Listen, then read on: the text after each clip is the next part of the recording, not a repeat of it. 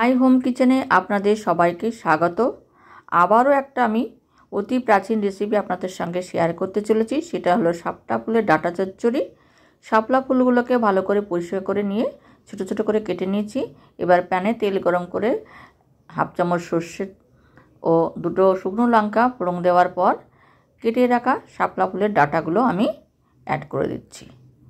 এখন এর মধ্যে সামান্য হলুদ গুঁড়ো, স্বাদ মতো নুন অ্যাড করে মিশিয়ে নেব। এবার এটাকে আমি 5 থেকে 7 মিনিটের জন্য লো টু মিডিয়াম ফ্লেমে ঢেকে রাখছি।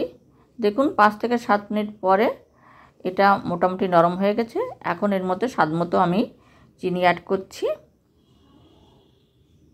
এবার এখানে আমি কোকোনাট মিল্ক পাউডার অ্যাড করছি। আপনারা চাইলে নারকেল কোড়া ইউজ করতে পারেন, তাতে স্বাদটা আরও ভালো হবে। রেসিপিটি কেমন লাগলো অবশ্যই আমার সঙ্গে শেয়ার করবেন।